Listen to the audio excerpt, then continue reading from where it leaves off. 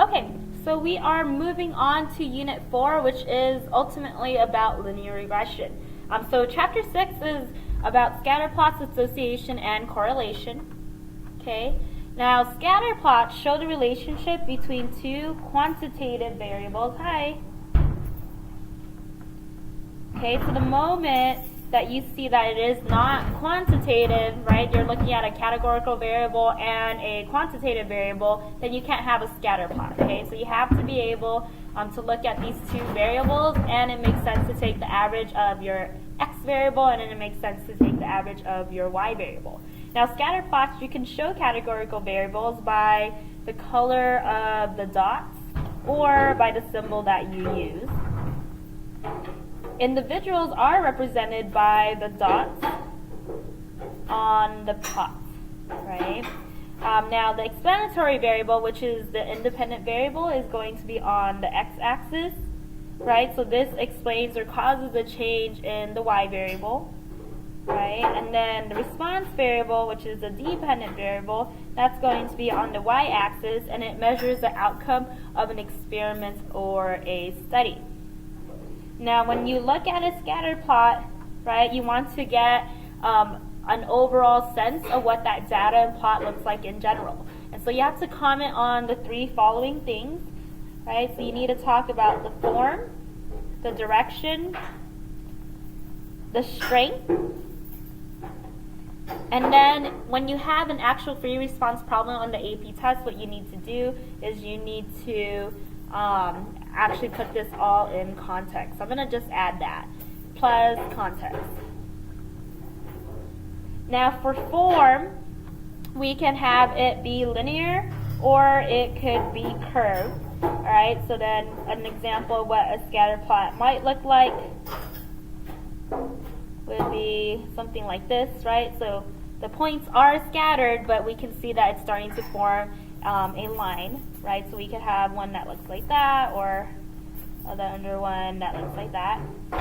Or you can have a curved scatter plot, and so the dots are going to be scattered into a curved form, so something like that, right? Or it could have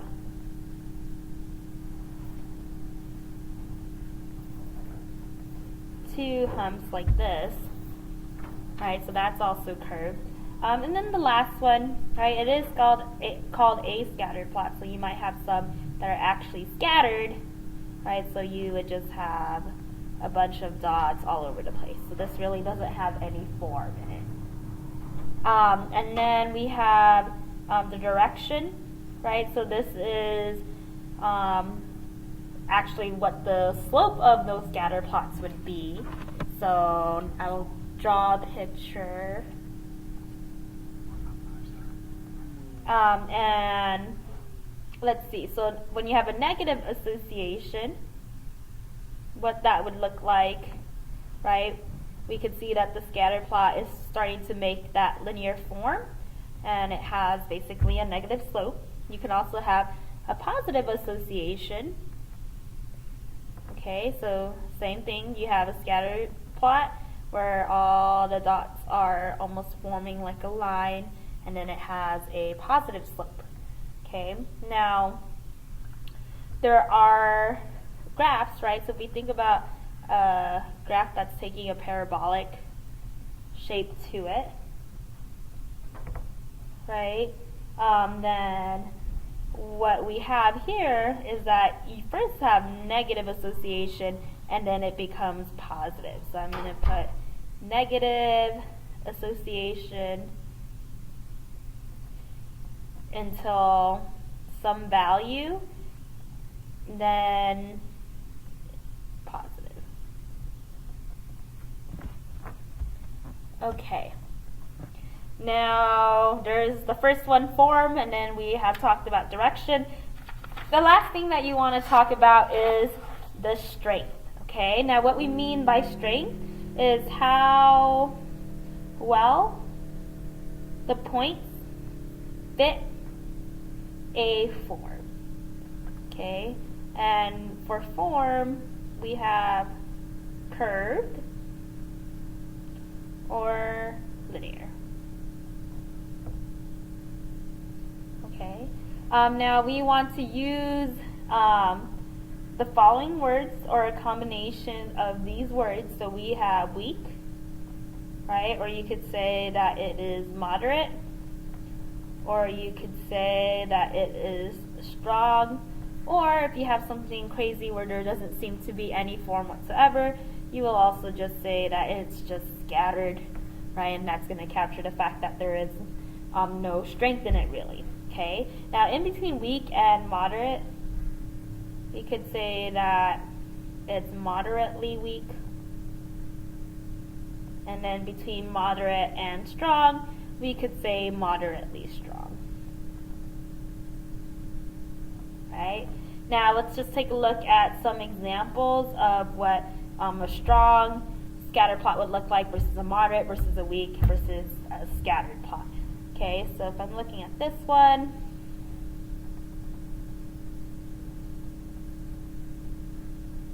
right, these dots in the scatter plot, they're very, very close to each other. I can imagine it forming onto a line, right, so that's going to be strong. Now if I take a look at this scatter plot, so this one's a curved scatter plot, right? If I'm taking a look at it, it seems like these points are falling almost perfectly onto this line, so that would be another example of strong. Versus maybe a weak scatter, or sorry, a moderate scatter plot would look like this, right? So it's slightly more spread out, but we can see that it's forming into a linear form, so this would be moderate, right? And then if we had an example of a curve, maybe a little bit more spread out, right? But I can see that it's still forming that general shape, so that would have a strength of moderate. And then we have weak, right? So maybe something that looks like that. Okay, so they're a lot more spread out, but I can see that it kind of has this linear form. And the same thing for data that's kind of following a curve, right? So it's hard to see. I could kind of see that it's like forming around there, right? So I would call that a weak association. Now when it's scattered, so what you would be looking at, right, would be some crazy plot of a bunch of dots, okay? And so there is really no strength there, so it doesn't really have a form. Okay, so let's go ahead and take a look at some examples. Right, so looking at the first one, so I want to describe the scatter plot. Alright, so this, right, is curved, right? So I want to talk about three things. So let me just write it up here. And we do have to memorize these three things because we need them to get full credit on an AP test. So we have the first thing, which is form. Then we want to make sure that we talk about direction. And then we have to talk about strength. And then if we actually had context, right, as you would have in a free response test, you would want to include the context. Right, so form, direction, strength. So looking at this, this is curved, right?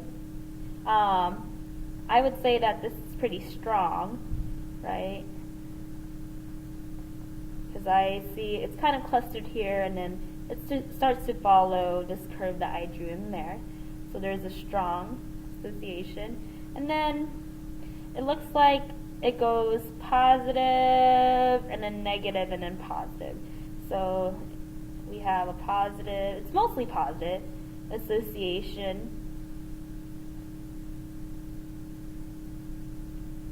And then if I had actual numbers, I would let you know the interval. So from here to here, right? So I'll just do that. And whatever this is. So I'll just call this A, B, C, and then that B. So then I would just mention that it became negative between B and C. right? So if we actually had our axes, we would be able to be a little bit more specific. The other thing, so just like when we are looking at distributions, you want to talk about anything that's interesting, and just looking at this, there is something fairly interesting, this part right here, right? So I might want to just mention that there are some points that are clustered together, and then I would just choose maybe that point, so whatever it is. Okay, let's go ahead and take a look at that second one, right? So again, want to talk about form, direction, and strength. So looking at this, there I have my form, so definitely linear. I would say this is strong, and it has a negative association. And at that point, I have talked about the form, the strength, and the direction. Nothing unusual to mention, right? And then again, don't have context to put this in context. And then we have our third one, right? So what I have here, again, I have something that is linear. Now, it's not as strong as this one, right? Because it doesn't quite fall in. Right, they're kind of pushing out towards this way. And so I would say that this is more between moderate and moderate strong, so moderately strong.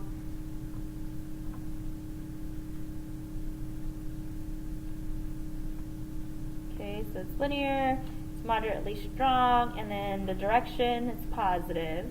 Now, is there anything unusual? You should definitely be saying yes, right? We have some data point that's out there, right? So I definitely want to mention that. So that's an outlier at whatever point it is. Okay, so still be specific. Okay, so we have 4 for you to try. So right now I would pause the video. You want to talk about the form, the direction, and the strength. Pause, try it, and then play again, and then I'm actually going to do it. Okay, so I'm going to go ahead and take a look at this one, right? So I have a scatter plot, and I have these points that are definitely curved. So I'm going to talk about the form. So this is curved. It's taking a parabolic shape, and then we know that it's going to have a negative association, so negative until this value, whatever it is, and then it becomes positive, and then we know for sure that this is definitely very strong because those points seem to fall perfectly onto this curve. Alright, now I'm going to go ahead and take a look at this one. Okay, so if I didn't have that part, it's linear, but then as it continues to go, this starts to curve up, right? And so the shape of this would have to be curved. And then it's not as strong as what we see here, but I could see that it's fairly following along this, so moderate, maybe moderately strong is what I would say the strength is.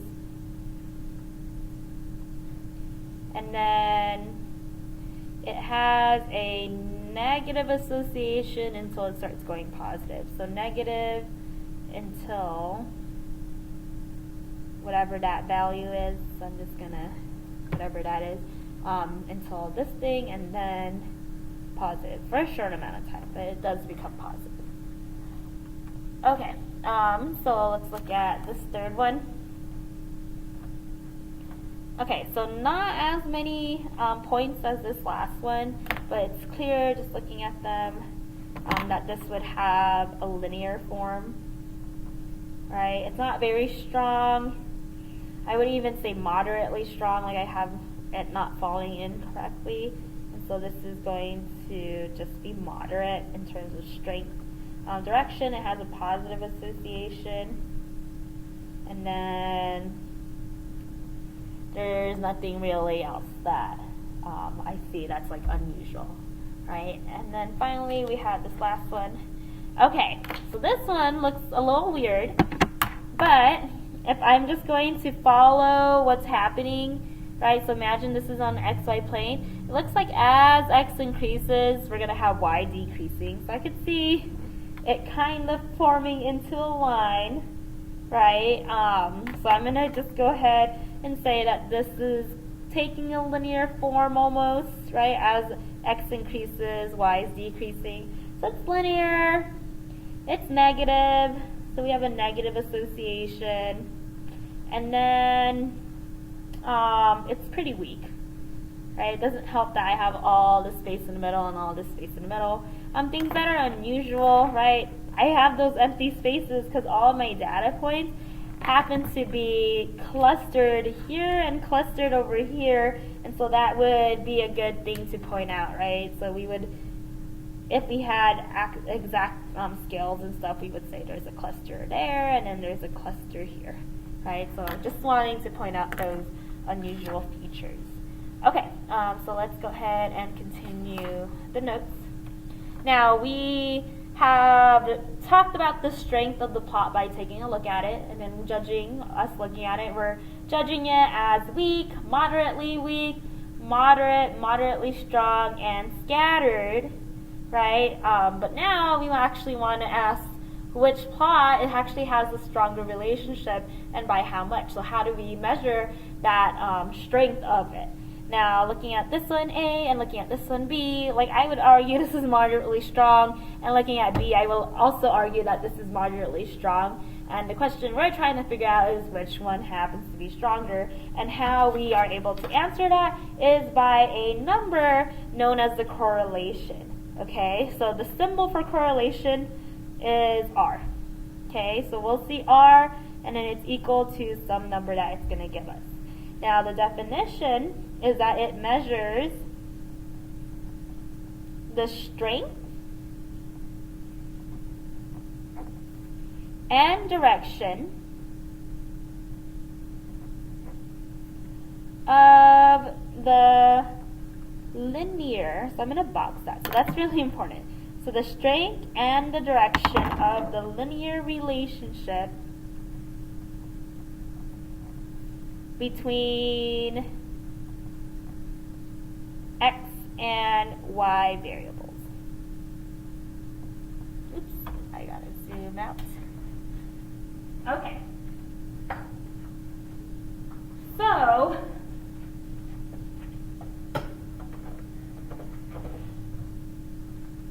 we now have a sense of which one is actually going to be stronger if we were going to have this number. Now, how you calculate this? Okay, so this is on your formula sheet. You don't have to memorize it, but we don't really calculate this by hand. We're going to use the calculator, okay? So I'm going to show you how to use the calculator, but here's the formula. So R for correlation is equal to 1 minus n minus 1, okay? N is the number of data points that you have, okay? Then we have our summation symbol, and then we have x sub I minus x bar over your standard deviation. Right, I'm going to write the rest of it. So y sub I minus y bar over the standard deviation for y. Alright, now we should be looking at this, and this should be ringing a bell to us. Okay, so I'm going to say the equation that is familiar to us that kind of looks like that. Let me just write it on the side. So this is just a little side note. Right, we have z-score is equal to x minus the mean over the standard deviation of the population. This is when you know the population parameters, right? When you don't know the population parameters, so that you're basing this off samples, right? You have the z-score is equal to whatever data you're looking at minus the sample mean over the sample standard deviation. So if I'm looking here, basically what I'm doing is I am getting all the z-scores of every single value of x, and then all of the z-scores of every single value of y. I'm multiplying those with each other, and then I'm going to add each one of them with each other. Okay, and then from there, I am going to divide it by n minus 1, and then that is going to get me the correlation. Okay, so this is the fancy formula that figures out how strong of a linear relationship you have. So I'm going to just put z sub x and z sub y. So z score for all the x's, z scores for all the y's. Okay. Okay. So I am actually going to stop here for today, and then I will have the rest of it tomorrow. So we are going to do some practice problems tomorrow, and then we will add on to the notes. And just make sure you get this done. The homework assignment, right, so this is a short chapter, right, so there are 7 problems in total. I am making this due on Thursday because we are going to be moving on to a new chapter by then. So it's Thursday the 4th.